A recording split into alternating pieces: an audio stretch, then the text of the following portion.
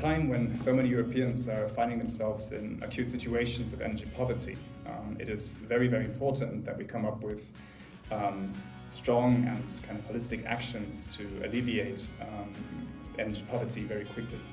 And it's for this reason that the POWERPOOR project has co-created 8 national energy poverty mitigation roadmaps with a very diverse range of stakeholders in order to map out specific actions that are relevant to national government levels, regional government levels, but also locally relevant, very importantly. And these actions have actually been made very concrete, so they include details on the action, their drivers, their barriers, their scheduling, the requested and required budget for these actions, and the roadmaps have created and feature specific indicators to measure these actions. So all of this is contained in a very nice package, so we very much invite you to take a look at the individual country roadmaps to find out what are the actions, who are the stakeholders that are relevant at different scales within the countries in order to effectively mitigate energy poverty. Roadmaps contain a lot of different actions, and for the sake of simplicity here we have clustered them into 3 main categories, so energy sector, the building sector and the social sector. Starting with the energy sector, I mean, the actions in the roadmap talk a lot about the connection between mitigating energy poverty and collective energy action or joint energy initiatives. So for the energy sector, there's a lot of different actions contained in the roadmaps. It talks about energy communities, it talks about more progressive energy tariffs, it talks about sustainable energy climate and action plans, and specifically how within the plans the co-financing of energy renovation of houses, of the building stock, could be enshrined.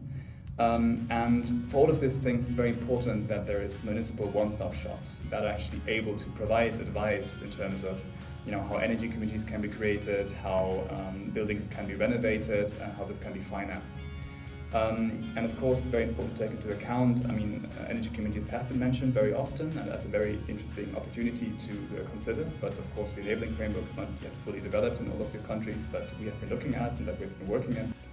So the actions in the building sector are actually fairly connected to the actions in the energy sector, in that we have seen a clear lack in terms of available professionals to actually do all the retrofitting work, as well as a lack of funding. So it's very important that the funding streams for retrofitting are being adapted accordingly. In many countries that we've looked at, if there's a granting scheme for retrofitting at the local level, these granting schemes are mostly not covered by 100%, or they do not cover 100% of the cost. This is something that should be remedied where possible. And also, of course, again, very important to make here the connection again to the one-stop shops that are able to actually give this advice on renovation schemes. So as a few examples from the social sector actions, a lot of them actually about the training of social workers and stakeholders who are involved in working with a vulnerable group of citizens, and specifically those affected by energy poverty.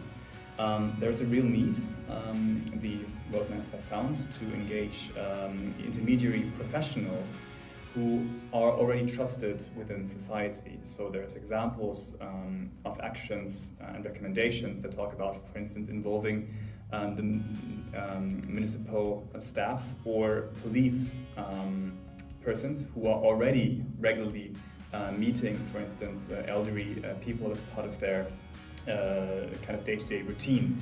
And if these people are then motivated and educated about how energy poverty affects the life of everyone they kind of interact with, they're able to integrate this into their daily routine, really for the benefit of everyone.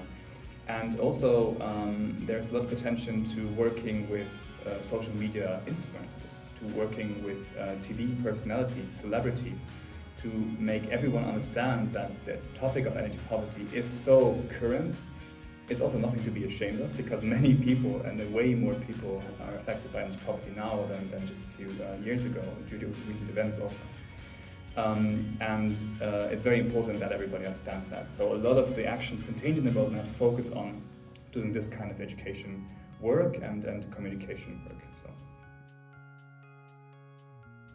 So the roadmaps have actually been designed in a way that they can be updated, monitored and improved every 2 years. So we have developed this circular methodology, which means that all the actions that have been co-created with the different stakeholders in different countries, we now implement them, and after 2 years we are able to look again, okay, where do we currently stand with regard to the progress on these actions. So one of the fundamental outcomes of all of this process was actually the creation of a set of recommendations towards European policymakers, because obviously legislation and kind of enabling frameworks on the EU level have a huge impact on the local level when it comes to energy poverty mitigation. First, actually, there is an inherent connection, rather obvious one, between the upscaling of renewable energy and the mitigation of energy poverty. So the idea being that the more renewable energy is available in the system, ideally, if the right kind of business models and frameworks are in place, there is a abundance of cheaper electricity. Then it's very important that the upcoming, or the current actually, European funding schemes and frameworks for a just transition, so this includes the upcoming Social Climate Fund, but also the current schemes already developing under the Recovery and Resilience Funds on the national level, very much take energy poverty mitigation to account. So whether this is through the potential, where possible, the creation of energy tariffs, specific kind of tailored energy tariffs for people with lower incomes, the support for a swift uptake of renovation efforts, but also the creation of municipal one-stop shops, as well as energy communities. These are very, very important issues.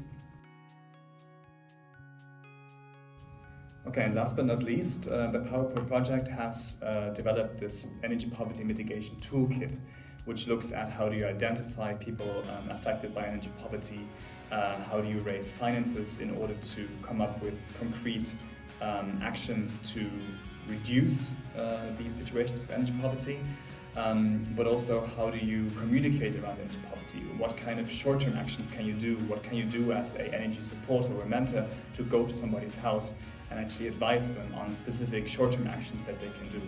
So all of these actions that we've explained to you now are really happening and should be happening within the framework of this toolkit, and it's available on the POWERPOOR website. And it provides very concrete guidance and specific suggestions of what you can do short-term to solve energy poverty.